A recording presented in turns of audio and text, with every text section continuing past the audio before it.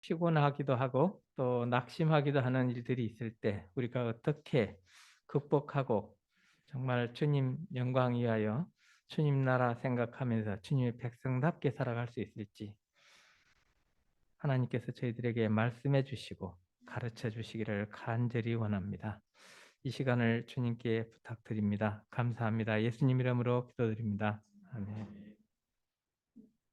네, 어느 때보다도 요즘은 이 기독교에 대한 시각이 별로 그렇게 예쁘질 않고 또 신뢰도가 많이 떨어져 있고 또 혼란스러운 그래서 그 우리가 얘기하는 그 복음 중심의 교회보다 그 복음이 아닌 사이비 교리를 가진 집단들이 훨씬 더 열심히 하고 훨씬 더 사람들을 많이 끌어가고 그 폐해가 또 사회적 그런 그 엄청난 피해들이 있고 이런 것들 우리가 봅니다. 이럴 때서 우리가 하나님의 말씀에 침잠하여 나 한 사람이라도 말씀 안에 바로 설 때 그런 것들이 다 좀 이렇게 영향력이 없어지고 하나님의 나라가 세워질 줄 믿습니다. 우리 히브리서 3장 1절 한번 같이 읽어볼까요? 시작. 그러므로 함께 하늘의 부르심을 받은 거룩한 형제들아 우리가 믿는 도리의 사도이시며 대지에서 나가신 예수를 깊이 생각하라. 이 히브리서 3장 1절에 나온 이 예수를 깊이 생각하라 하는 말씀이 히브리서 12장 1절로 3절에서 또 다시 반복해서 나옵니다. 예수를 바라보라. 예수를 생각하라는 게 어떤 말이냐? 하나는 우리의 마음을 고정시키는 능력입니다. 마음을 하나님께 고정시키는 것은 우리 마음이 변화가 되고 있다는 얘기죠. 또 하나는 예수 그리스도라는 항구에 닻을 내는 거예요. 우리 인생의 닻을. 그래서 그 닻을 내리지 않으면 조류에 의해서 흘러 떠내려가게 되죠. 그래서 히브리서 말씀에서 흘러 떠내려갈까 조심하라고 했죠. 우리가 예수 그리스도께 우리 심지에 견고한 닻을 거기다 내리지 않으면 그냥 우리 인생은 세상의 문화와 유행에 의해서 그냥 결정이 된다. 그런 얘기입니다. 얼마나 성실하게 예배를 참석하고 하는 문제가 아니죠. 마음을 예수 그리스도께 고정시키고 닻을 내리지 않으면 우리 인생의 닻을 거기다 내리지 않으면 영향을 받아서 표류하게 되어 있습니다. 세상의 조류에 밀려서 떠내려가죠. 그래서 운명을 내가 아닌 세상이 결정하게 됩니다. 이 그림은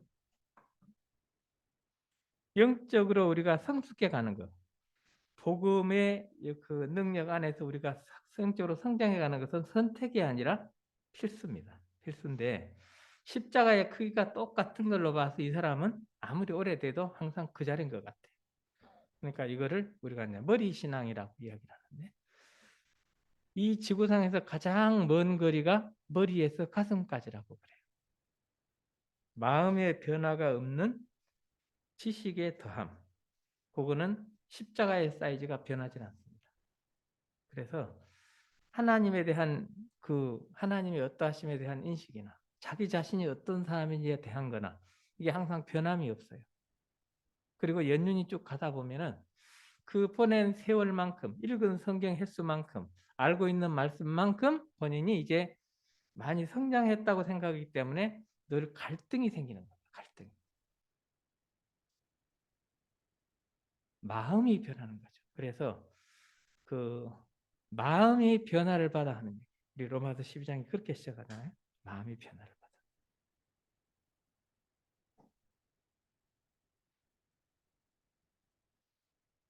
이 사람은 그 머리에서 가슴이 같이 가는 머리와 가슴이 함께 가는 신앙이죠. 가슴 신앙. 알고 있는 지식이 가슴으로 전달돼서 삶이 바뀌는 사람. 마음의 변화가 일어나는 신앙. 마음의 변화가 수반되는 지적인 성숙. 이건 십자가의 사이즈가 점점 더 커지죠. 그래서 보면 이 높이, 이 우측에 보면 제가 이제 그 화살표로 그 높이를 표시를 해놨는데 우리 히브리서 12장 10절 말씀 한번 읽어보죠. 시작. 그러므로 만물이 그를 위하고 또한 그로 말미암으니가 많은 아들들을 이끌어 영광에 들어게 하시는 일에 그들의 구원의 창시자를 고난을 통하여 온전하게 하심이 합당하도다. 고난을 통해서 그리스도가 온전해지셨다 이렇게 표현을 하고 있어요. 다시 말하면 이 영적 성장의 높이, 우리 믿음의 그 변화는 우리가 우리 마음이 얼마나 연단을 받았냐, 우리가 얼마나 어떤 장애물을 얼마나 극복했느냐로 결정이 된다. 도가니는 은은, 풀무는 금을 연단하거니와 여호와는 마음을 연단하신다. 그래서 참 좋아 보이고 젠틀해 보이고 깔끔해 보이고 믿음이 있어 보이는데 조그마한 고난만 와도 조그만 어려움만 있어도 과민 반응을 하고 미친 것처럼 행동을 하고 반응을 보이는 그 광적 반응을 보이는 사람들이 있어요. 신앙인들 가운데. 믿음은 믿음의 성장의 깊이, 성장의 길이는 이 고난, 장애물을 어떻게 극복했느냐, 얼마나 극복했느냐로 결정이 됩니다.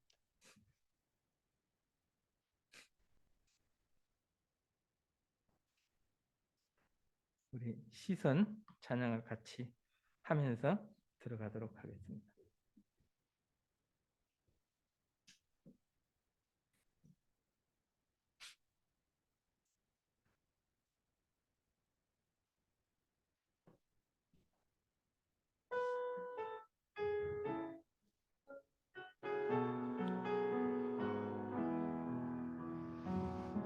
내게로부터 눈을 들어 주를 보기 시작할 때 주의 일을 보겠네. 내 작은 마음 돌이키사 하늘에 꿈꾸게 하네. 주님을 볼 때 모든 시선을 주님께 드리고 살아계신 하나님을 느낄 때 내 삶은 주의 역사가 되고 하나님이 일하기 시작하네. 성령이 나를 변화시켜 모든 두려움 사라질 때 주의 일을 보겠네. 황폐한 땅 한가운데서 주님 마음 알게 되리. 주님을 볼 때 모든 시선을 주님께 드리고 살아계신 하나님을 느낄 때 세상은 주의 나라가 되고 하나님이 일하기 시작하네.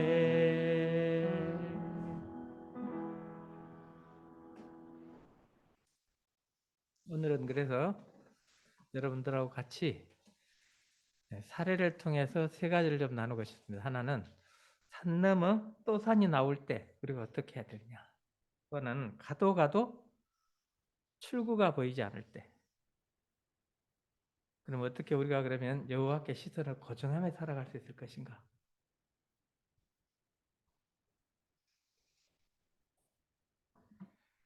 산 넘어 또 산이다 하는 말을 우리가 종종 듣기도 하고 하기도 합니다. 힘든 일을 겪고 나면 좀 나아질까 했는데 더 힘든 일이 닥쳐오는 거예요. 또 다른 일이 기다리고 있고 또 더 스트레스 받는 일이 생기기도 합니다. 야곱이 가나안 땅에 들어서자마자 예서가 기다리고 있습니다.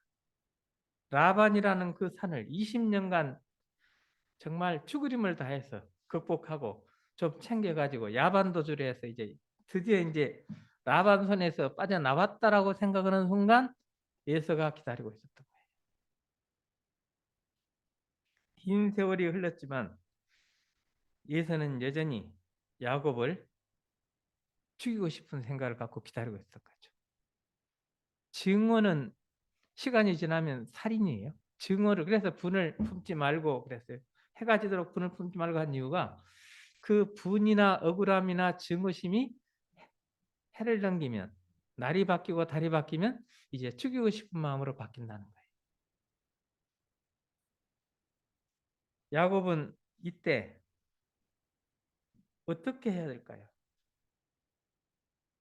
자신이 왔던 길로 그 라반의 집으로 되돌아갈 수도 없고 뭐 완전히 관계를 끊고 도망갔으니까 그렇다고 예서를 만나지 않고 그 이렇게 돌아가는 길은 아예 없고 그래서 이제 만나면 피할 수 없게 된 거죠. 그래서 이제 그 야곱이 몇 가지 아이디어를 내요. 야곱은 이제 평생을 본인의 그 전략과 본인의 열심과 본인의 그 생각만 갖고 살았던 사람이에요.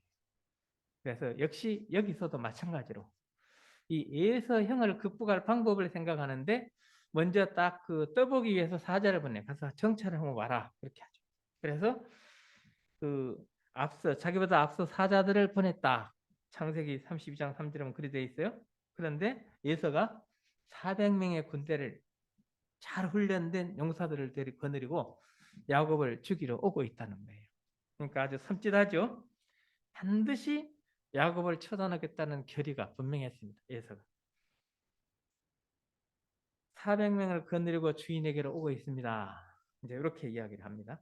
그러니까 에서가 야곱이 야 이거 내가 이제 좀 살아야 되겠는데 어떻게 이게 살아남을까 이제 이 생각을 하는 거예요. 머리를 굴려서 첫째 반이라도 살아남기 위해서 둘로 쪼갭니다. 예, 반은 뺏기고 망해도 반은 살아남으려고. 그리고 자기는 제일 뒤로 빠져요. 상식적으로 생각하면 실은 야곱이 자기가 문제니까 자기가 제일 앞에 가서 형하고 만나서 죽을 죄를 지었다고 사죄하고 때리면 맞고 그냥 뭐 또 그렇게 해야 되잖아요. 그런데 이제 제일 뒤로 빠집니다. 안 가고 끝까지 남잖아요. 야곱이 이런 사람이었어요. 또 하나는 그 별로 기도를 안 했던 야곱이 이제 기도를 해요.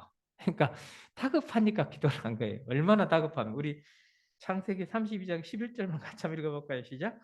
내가 주께 간구하오니 내 형의 손에서 에서의 손에서 나를 건져내시옵소서.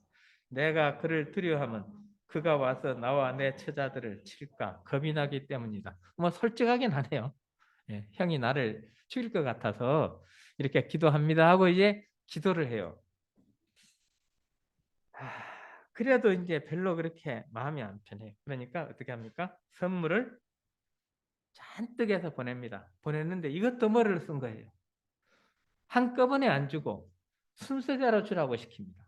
그러니까 제일 먼저 암염소 200마리를 탁 줘요. 그러면 예서가 그래? 그거 갖고 왔어? 그럼 그 다음에 조금 있다가 순염소 20마리를 또 조금 있다가 암양을 200마리를 또 조금 있다가 수량을 20마리 전나는 낙타 30마리 또 암소 40마리 황소 10마리 암나귀 20마리 새끼나귀 10마리 이렇게 이제 쫙 이렇게 그 거리를 조금 띄우고 가져가서 이렇게 조금씩 한꺼번에 다 주면 한 번 그냥 고맙다 그러고 많을 텐데 이게 이제 한 10번 나눠서 이렇게 주게 이렇게 만들어요. 이것도 이제 야곱의 그 지략에서 나온 거예요. 그래도 야곱이 불안했어요. 그래서 어디로 갑니까? 야복 강가에 드디어 이제 그 이름이 바뀌는 삶의 정체성이 바뀌는 인생관이 바뀌는 경험을 하게 됐죠. 이제 야곱은 좀 다르게 산 사람이에요. 세상을 그 후계자였고 그 참 그 유력한 집안의 후손이었지만 본인 생각대로 산 사람이에요. 그래서 그 장자의 축복은 그 유산과 관련이 있잖아요. 그러니까 그 장자의 축복을 지가 형을 제끼고 얻으려고 그 머리를 써서 이렇게 탈취했던 사람이고 보복이 들어오니까 이제 또 도망을 갔던 사람.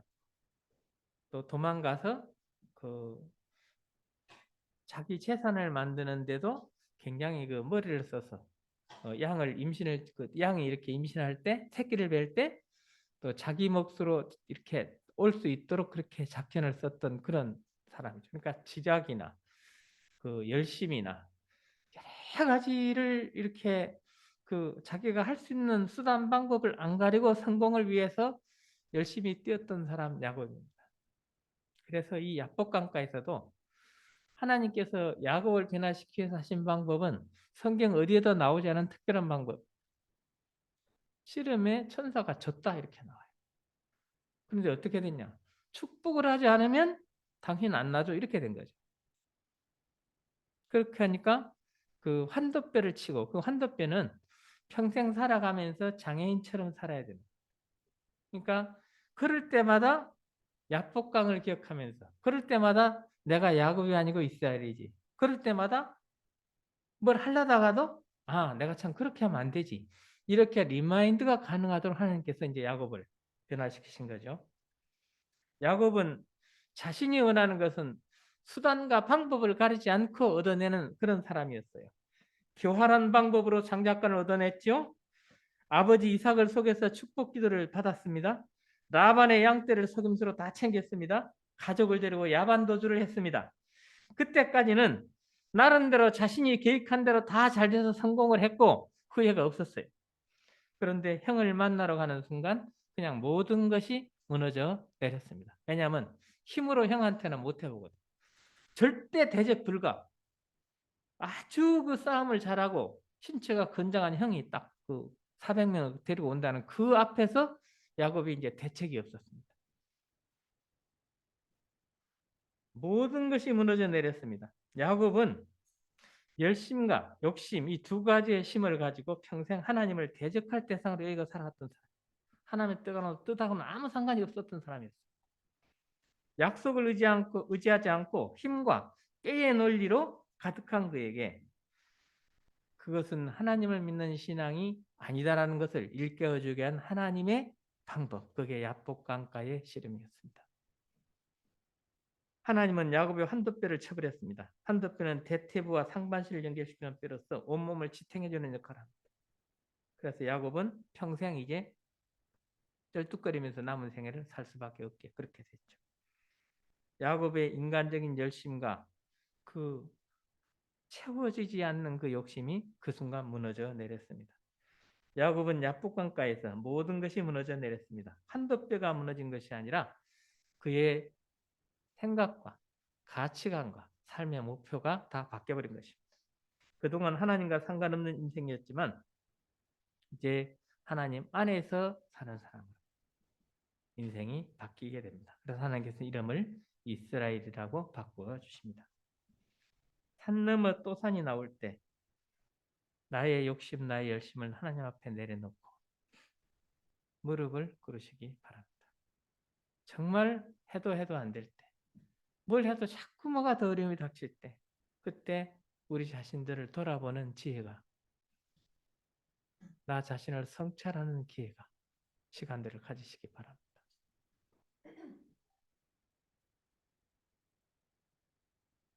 저는 야곱을 가장 존경하진 않지만 야곱의 스토리를 제 인생 스토리하고 많이 연관시켜서 많이 생각하고 살고 있는 사람 중에 하나입니다.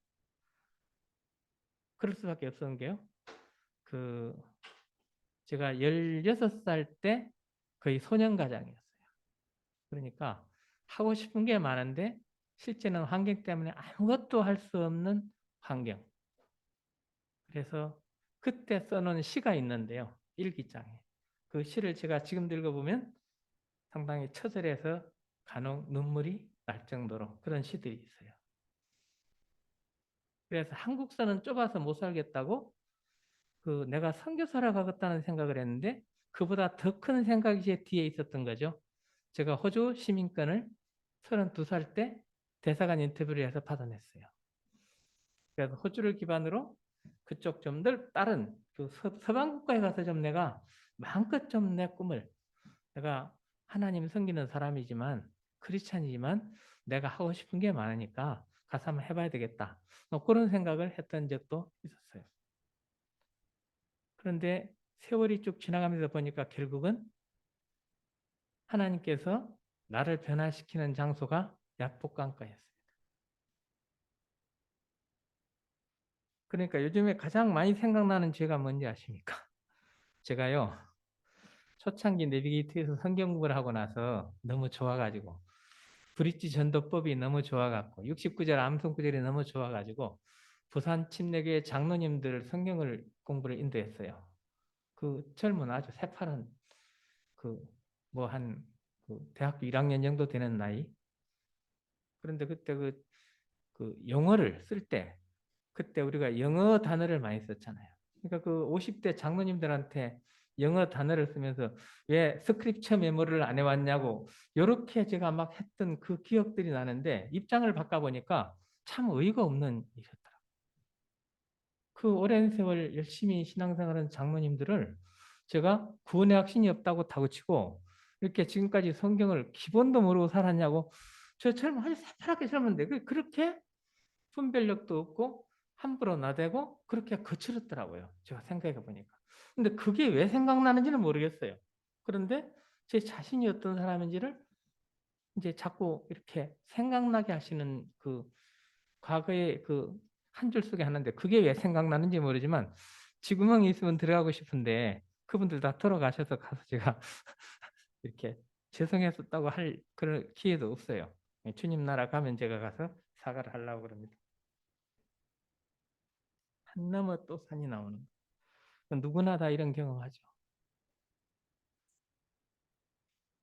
저는 그 산 넘어 또 산이 나와서 그 산을 또 넘고 또 산을 넘었는데 또 산이 나오는 그런 경험을 여러 번 해가지고 이 야곱이 예수 앞에서 어떤 심정인지가 좀 많이 공감이 돼요. 가도 가도 출구가 보이지 않을 때 우리가 뭐 이런 거는 그 또 같은 말이지만 조금 표현이 다르잖아요. 야곱하고 요셉은 근본적으로 다릅니다. 요셉은요 그 뭐라 그러죠? 그 요즘 같으면 재벌 2세 같이 부잣집에 그 특별히 사랑받는 후계자로 키우려고 특별히 이렇게 했던. 그러니까 이거예요. 아버지의 페나가 가져온 가정부라. 이렇게 시작이 되는 거예요. 그래서 이 미움이 쌓이면 어떤 결과가 나온지에 대해서 아주 시청각 자료입니다. 창세기 이 요셉의 스토리는. 미움이 살인을 갖고 오잖아요.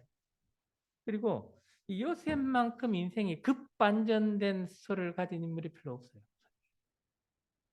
그리고 또 대단한 거는요. 요셉은요. 최바닥 정말 그 감옥 속에서 최바닥 속에 있을 때나 총리가 됐을 때나 하나님 향한 태도가 똑같은 사람, 똑같은. 이게 정말 도전이 됐어요.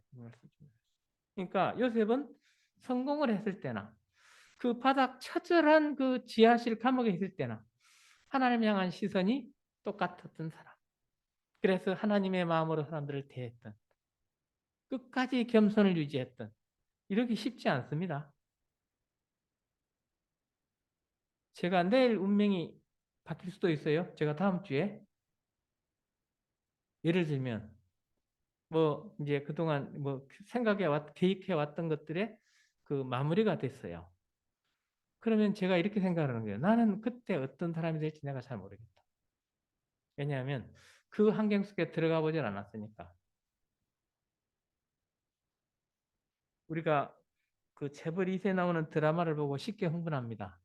그런데요, 그럴 일이 아니에요. 내가 그 위치에 있으면, 내가 그 자리에 있다면 나는 정말 저 사람보다 더 인격적이고, 더 겸손하고, 더 서민처럼 행동하고, 과연 이럴 수 있을까? 그거는 있어 보지 않았기 때문에 아무도 모릅니다. 미움이 쌓이면 살인으로 진행된다는 게 진리죠. 그 형제를 미워하는 자마다 살인하는 자죠. 그러니까 형제를 미워해서 형들이 죽이려고 했는데 그냥 죽이는 것보다는 팔자. 이제 이렇게 된 거잖아요. 그 한 사람이 나서가지고 얘기를 하니까.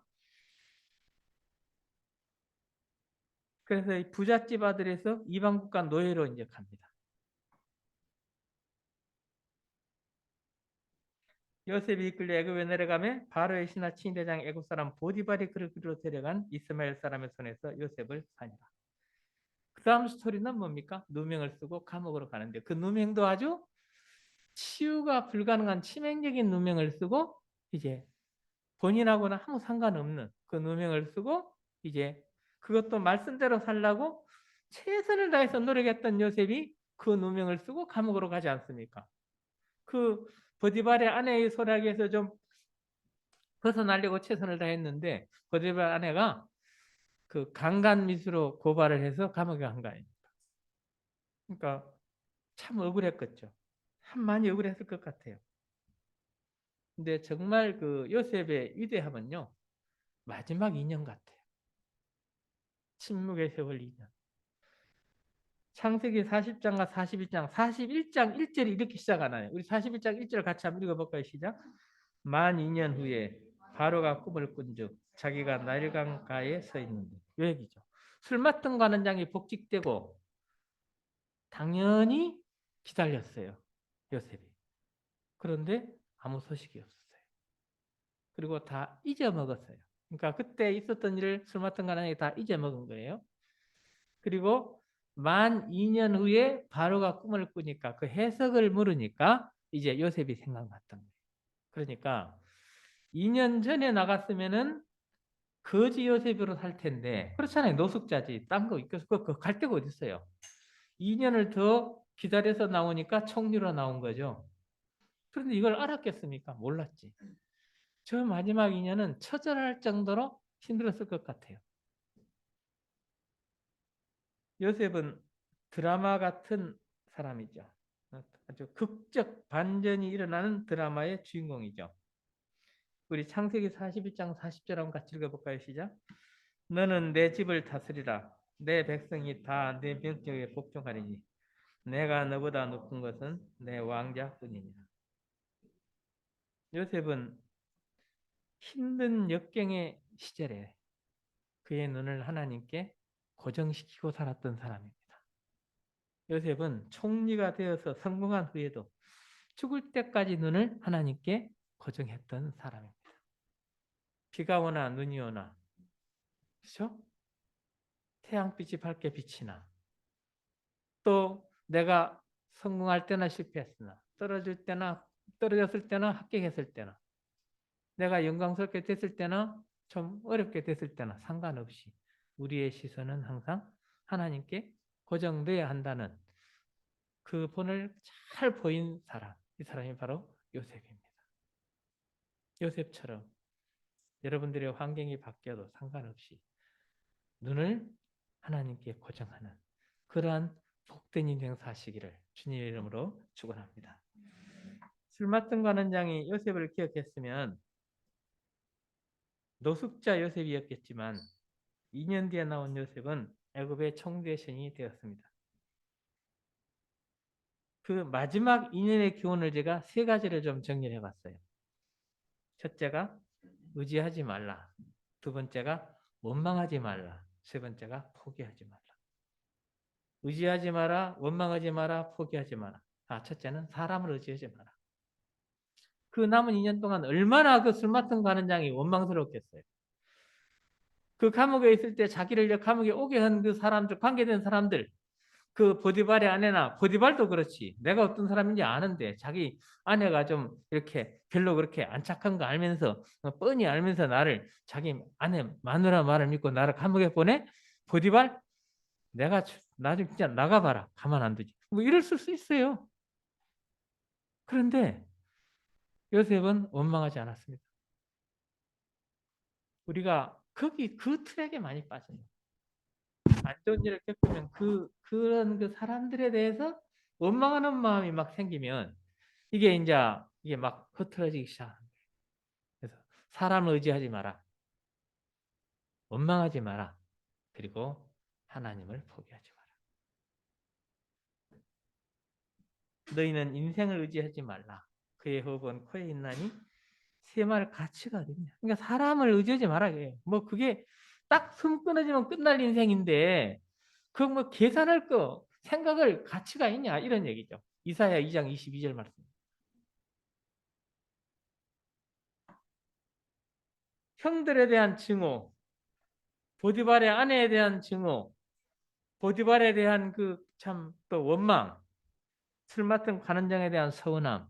그러나 요셉은 그 어느 것 하나 가지고 원망하지 않았습니다. 그리고 끝까지 기다렸어요. 하나님의 시간에, 하나님의 방법으로 이제 감옥에서 나왔던 거죠. 힘든 역경의 시절에도 그의 눈을 하나님께 고정했고, 성공했을 때도 끝까지 눈을 하나님께 고정하고 살았던 사람 요셉.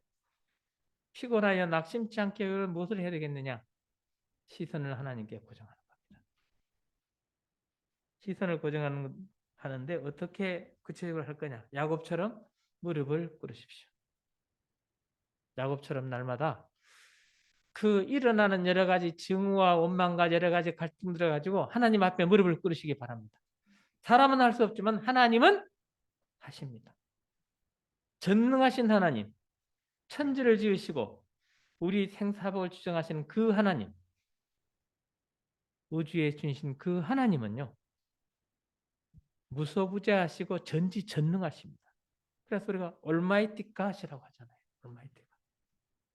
마이티가 아니고 올마이티. 전지전능.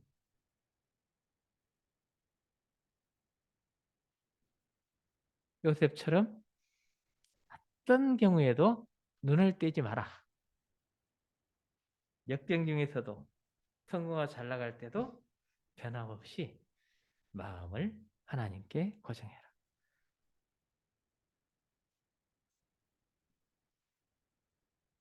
죽을 만큼 힘들 때는 그 죽은 힘을 가지고 기도해라. 죽을 만큼 힘들 때가 있어요. 그때는 죽을 힘을 다해서 기도를 하시면 됩니다.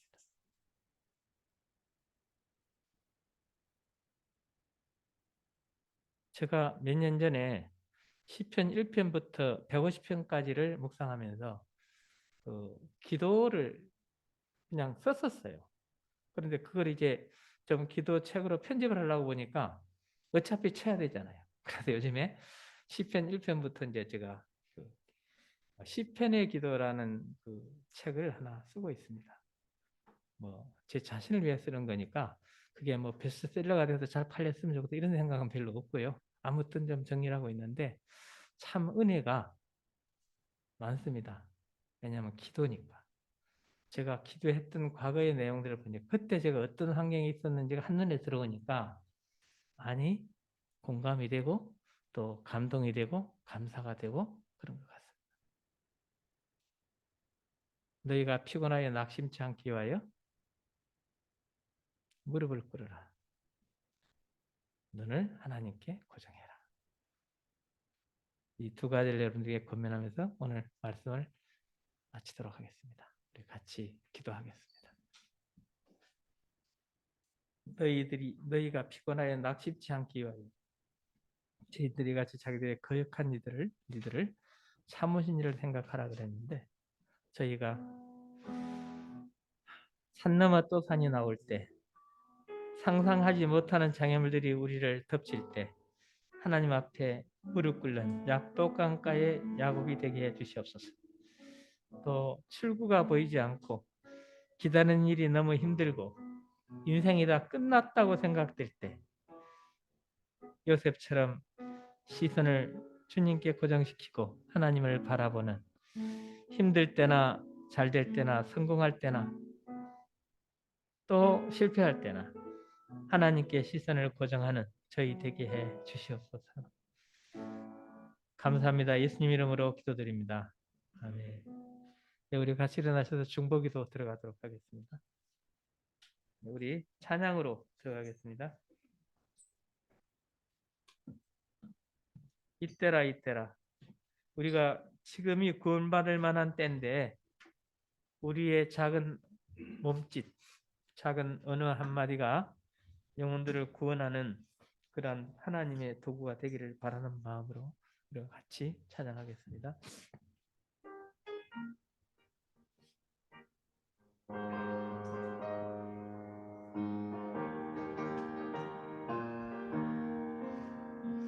어두운 죄악길에서 목자 없는 양같이 모든 사람 길 찾아 헤맨다. 자비하신 하나님 독생자를 보내사 너를 지금 부르니 나오라. 이때라 이때라 주의 긍휼 받을 때가 이때라. 지금 주께 나와 겸손하게 절하라. 구원함을 얻으리. 기도하겠습니다. 그러므로 나는 무엇보다도 먼저 모든 사람을 위해서 하나님께 간구와 기도와 중보기도와 감사기도를 드리라고 그대에게 권합니다. 왕들과 높은 지에 있는 모든 사람을 위해서도 기도하십시오. 그것은 우리가 경건하고 품위 있게 조용하고 평화로운 생활을 하기 위함입니다. 사랑하는 조국 대한민국을 위해 기도합니다. 철학 없는 정치, 도덕 없는 경제, 노동 없는 부, 인격 없는 교육, 인간성 없는 과학, 윤리 없는 쾌락, 헌신 없는 신앙으로부터 한국교회와 대한민국을 보호해 주시기를 원합니다. 새로운 정부 관계자들 모두가 낮은 자세로 국민을 섬기는 자들이 되게 하소서. 위선, 불신, 편견, 부패, 부정직, 불공정 대신 정의가 강처럼 공의가 물처럼 흐르게 하소서. 끝없는 갈등과 대립이 종식되고 서로를 존중하고 인정하는 정치 현장이 되기를 원합니다. 돈과 권력이 법의 원칙과 도덕과 윤리를 부수고 허무는 사악한 일들이 더 이상 일어나지 않게 되기를 원합니다. 만인이 법 앞에 평등한 사회, 사회적 약자들이 피해감, 박탈감을 갖지 않는 공정한 국가가 되기를 기도합니다. 예수님 이름으로 기도드립니다. 아멘. 한국교회를 위해서 기도합니다. 대한민국 국민 개개인 인격과 삶을 신천지, JMS, 하나님의 교회, 만민교회 등 이단들로부터 보호해 주시기를 기도합니다.